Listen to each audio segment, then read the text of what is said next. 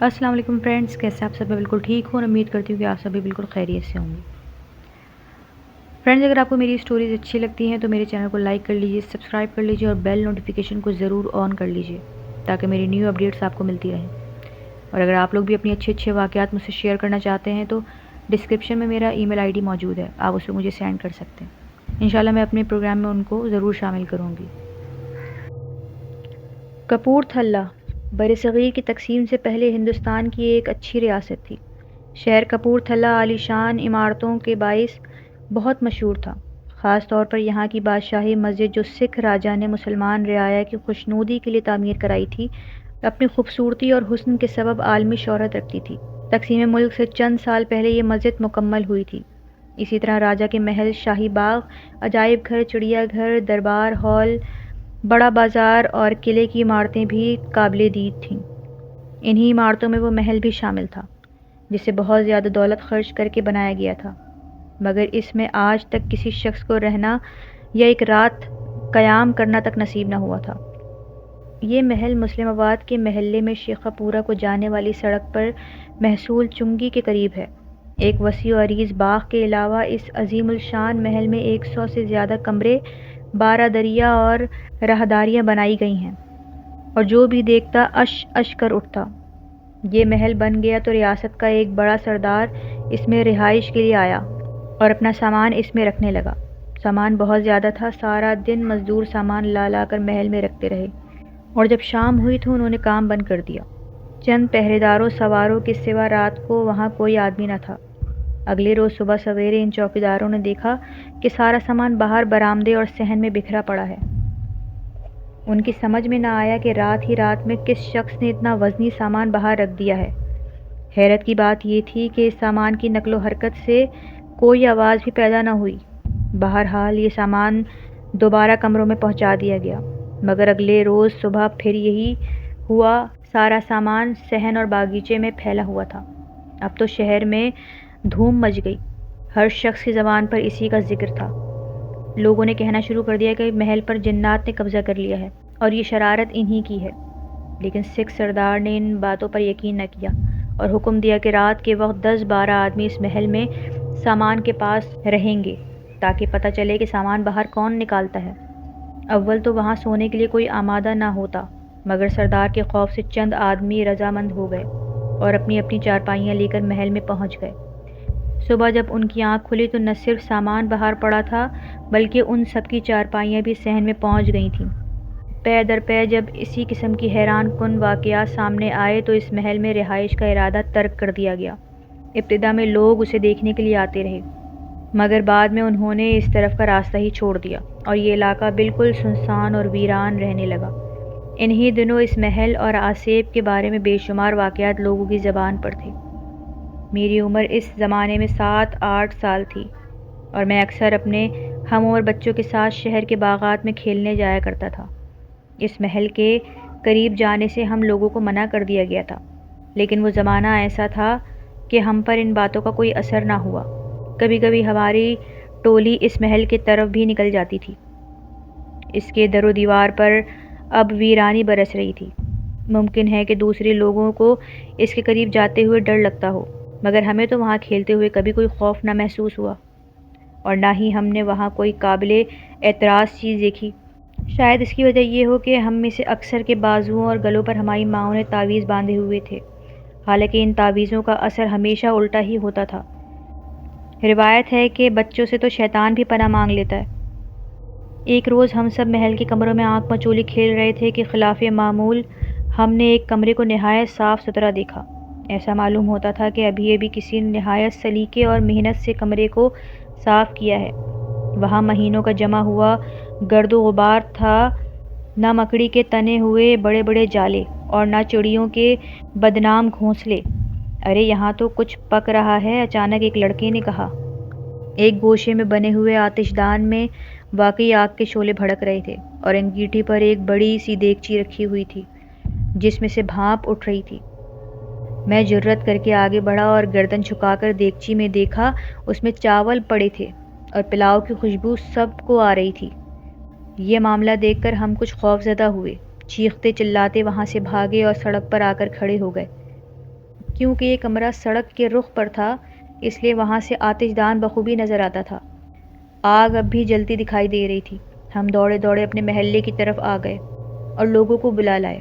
ایک ہجوم ہو گیا۔ سب کو اس کمرے میں آگ کے بھڑکتے ہوئے شعلے نظر آ رہے تھے۔ آخر چند آدمیوں نے ہمت کر کے اس راز کو حل کرنے کا فیصلہ کیا اور محل میں داخل ہو گئے۔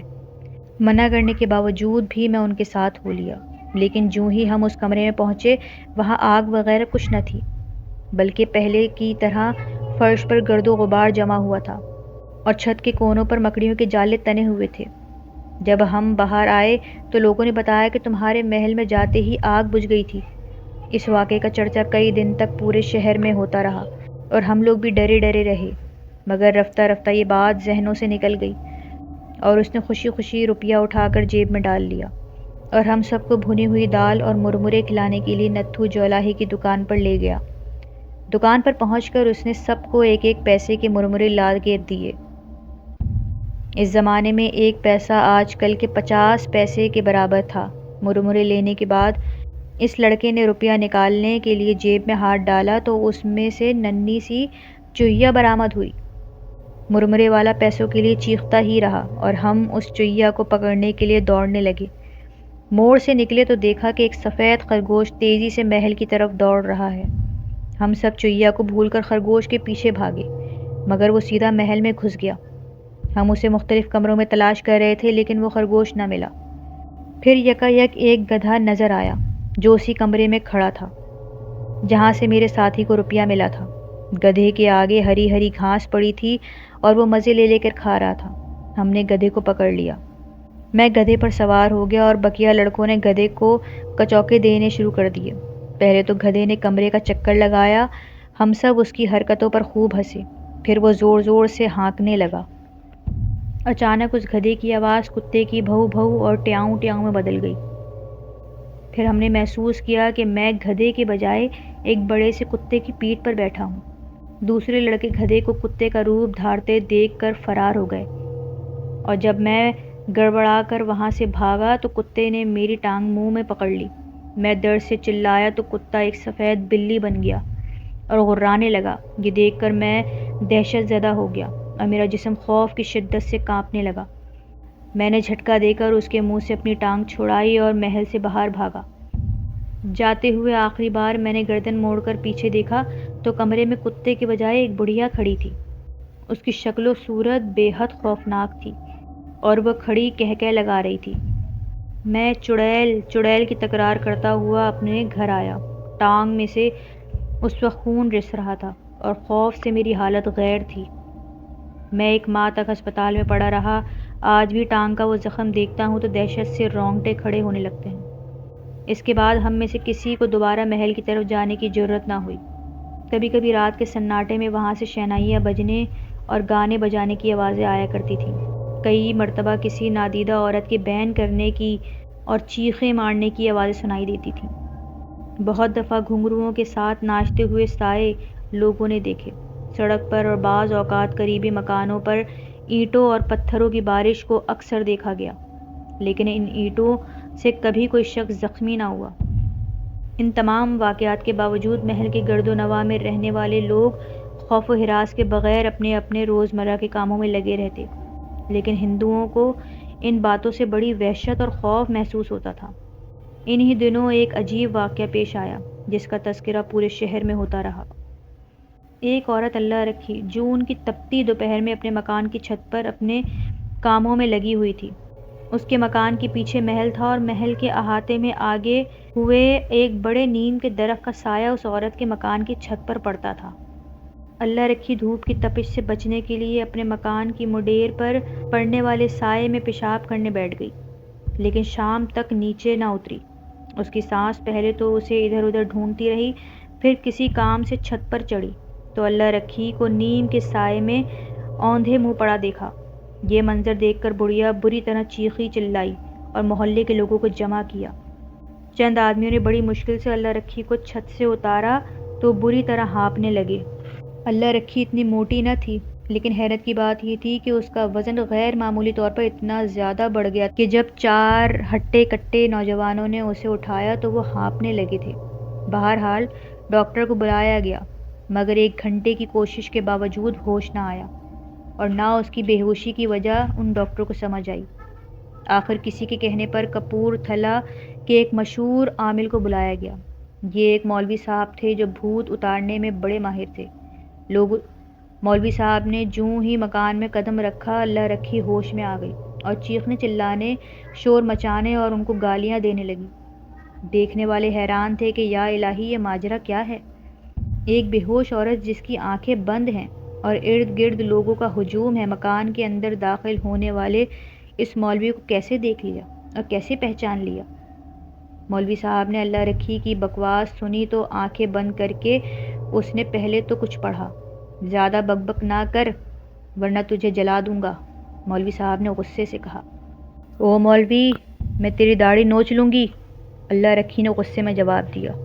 میں تیرے سر پر پیشاب کر دوں گی، یہاں سے چپ چاپ چلا جا اور مجھے اس گھر سے نکالنے کی کوشش مت کر۔ ارے بھنگن، ٹھہر، میں ابھی تیری خبر لیتا ہوں، مولوی صاحب نے غضبناک لہجے میں کہا۔ پھر اس نے اللہ رکھی کے سر کے بال پکڑے اور جھٹکے دینے شروع کر دیے۔ پھر آگ، گوگل، ہینگ اور نہ جانے کیا کیا منگوا کر اس کی دھونی دی۔ میں نے دیکھا کہ جوں جوں مولوی صاحب کچھ پڑھ پڑھ کر دھونی دیتے جاتے تھے، اللہ رکھی کی تڑپ اور بے چینی میں اسی طرح اضافہ ہوتا جا رہا تھا۔ مسلسل چلا رہی تھی، مجھے چھوڑ دے، میں یہاں سے نہیں جاؤں گی، اس نے میرے چولہے پر پیشاب کیا ہے، میں اسے نہیں چھوڑوں گی، میں اس سے بدلہ ضرور لوں گی۔ مولوی صاحب بدستور آنکھیں بند کیے پڑھتے رہے۔ پھر انہوں نے 7 مرچیں منگوائیں اور ان پر کچھ پڑھ کر آگ میں ڈال دیا تو اللہ رکھی بری طرح چیخ اٹھی۔ مجھے مت جلاؤ، میں چلی جاؤں گی، مجھے چھوڑ دو، مجھے معاف کر دو، مجھے جانے دو۔ نہیں، اب تم نہیں جاؤ گی، میری مہمان بن کر رہو گی، مولوی صاحب نے مسکرا کر کہا۔ پھر انہوں نے دوسری مرچ بھی آگ میں ڈال دی۔ اب اللہ رکھی ذبح کیے ہوئے بکرے کی طرح تڑپ رہی تھی۔ مولوی صاحب نے تیسری مرچ بھی آگ میں ڈال دی۔ بول، اب کسی کو پکڑے گی یا جلا دوں تجھے اس آگ میں؟ مولوی صاحب نے اللہ رکھی سے سخت لہجے میں پوچھا۔ نہیں نہیں، اب میں کسی کو نہیں پکڑوں گی، چھوڑ دو مجھے، اللہ رکھی نے چلا کر کہا۔ میں تجھے اس شرط پر چھوڑ سکتا ہوں کہ مولوی صاحب نے کہا، پہلے وعدہ کر کہ جاتے ہوئے نقصان نہیں پہنچائے گی اور کوئی نشانی اپنے جانے کی دے کر مجھے چپکے سے چلی جا یہاں سے۔ میں وعدہ کرتی ہوں کہ کوئی نقصان نہیں پہنچاؤں گی اور سامنے والی دیوار گرا کر نشانی دے جاؤں گی، اللہ رکھی نے کہا۔ دیوار نہیں، صرف ایک اینٹ گرا، جاؤ بھاگ جاؤ، مولوی صاحب نے حکم دیتے ہوئے کہا۔ یک لخت ایک اینٹ پورے زور سے مکان کی صحن میں آ کر گری۔ یہ اینٹ سامنے کی دیوار سے نکلی تھی اور صاف نظر آتا تھا کہ چند ثانیے پہلے گرنے والی اینٹ دیوار میں اس جگہ لگی ہوگی۔ دوسری عجیب بات جو سب نے محسوس کی یہ تھی کہ بے ہوشی کی حالت میں اللہ رکھی نے جتنی باتیں کیں ان کا لب و لہجہ اللہ رکھی کے اصل لب و لہجے سے بالکل مختلف تھا۔ اینٹ گرتے ہی عورت اللہ رکھی بالکل نیم مردہ سی ہو گئی۔ مولوی صاحب نے ایک تعویذ اس کی چوٹی سے باندھا اور گھر والوں کو تسلی دی کہ اب یہ ٹھیک ہو گئی ہے۔ چند منٹ بعد اللہ رکھی نے آنکھیں کھول دیں۔ اس کے چہرے سے ایسا معلوم ہوتا تھا کہ برسوں کی بیمار ہے۔ ہم سب حیرت اور خوف سے اس کی طرف دیکھ رہے تھے۔ چند لمحوں بعد اللہ رکھی نے دھیمی آواز میں صرف اتنا بتایا، میں چھت پر نیم کے سائے میں پیشاب کرنے بیٹھ گئی تھی کہ ایک بھیانک چہرے والی عورت نے زور سے میرے منہ پر تماچا مارا۔ سب لوگوں نے باری باری اللہ رکھی کا رخسار دیکھا تو واقعی اب بھی اس پر انگلیوں کے نشان نظر آتے تھے۔ مولوی صاحب نے یہ بتانے سے انکار کر دیا کہ وہ کیا چیز تھی، جن تھا، چڑیل تھی یا کوئی اور بلا۔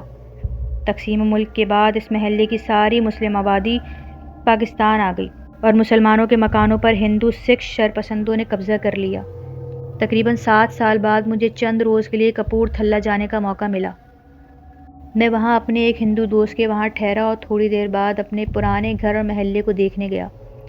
میں یہ دیکھ کر حیران رہ گیا کہ وہ محلہ جو تقسیم سے پہلے قبل شہر کا گنجان ترین علاقہ تھا اب پرہول اور خوفناک ویرانے میں بدل چکا تھا۔ صرف چند گھرانے آباد تھے، باقی سب مکان ویران اور خالی پڑے تھے۔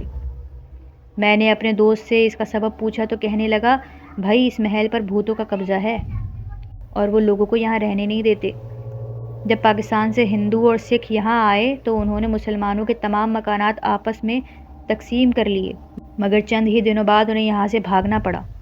ہواریوں کی کچھ ہندو سکھ عورتیں دوپہر کے وقت اس محل کو ویران اور بے آباد سمجھ کر رفع حاجت کے لیے اندر گئیں اور نیم کے درخت کے نیچے بیٹھ گئیں۔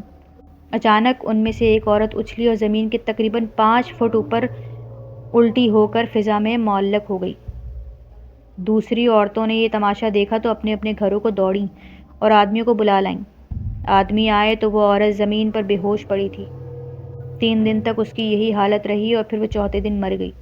اس واقعے سے لوگ اب اتنے دہشت زدہ ہو گئے تھے کہ مکان چھوڑ چھوڑ کر دوسرے محلے جا کر آباد ہو گئے۔ یہ بھوتوں کا محلہ آج بھی ویران اور سنسان پڑا ہے اور کسی کی سمجھ میں نہیں آتا کہ اس پر کس مخلوق کا قبضہ ہے، بھوتوں کا، چڑیلوں کا یا جنات وغیرہ کا۔